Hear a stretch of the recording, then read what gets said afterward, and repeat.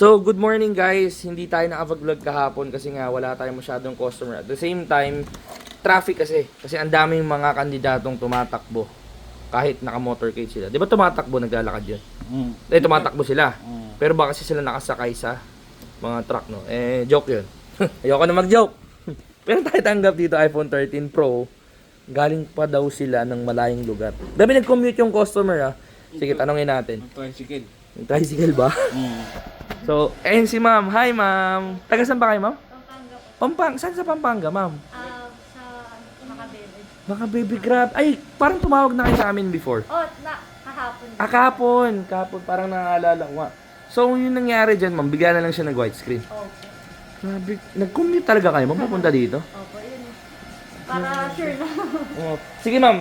Kami yung bahala sa device nyo. Then, pulang muna kayo dyan. Kung gusto nyo coffee, patimpla ko kayo ng coffee. Gusto nyo coffee, ma'am?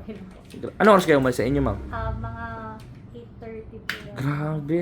Talaga. Pero nag-wait pa ako dun sa may Yung terminal, no? Papunta dito. Yun, grabe, ma'am. Maraming salamat sa pagtitiwala sa Apple Tech and gagawin na namin yan. Okay. Thank you po. Let's go.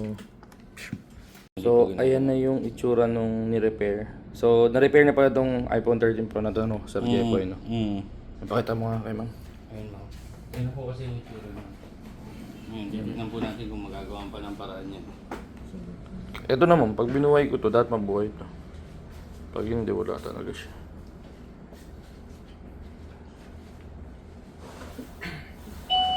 Naku, Sa play ba?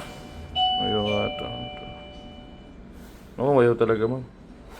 Yung na. Papayat ka ng LCD mo sa kanan. Hindi, joke lang. Kanina pa. Okay na yan, kanina pa. Diagnose na lang namin. Ayan, i-repair na namin yan sa loob. Pero linisin namin, ma'am. Tapos, double check muna lang. Okay na siya. Sulit yung punta nyo kahit taga Pampanga pa kayo, ma'am. So, ito na yung iPhone 13 Pro. Assemble na lang natin. Nabahan si ma'am. Sorry po.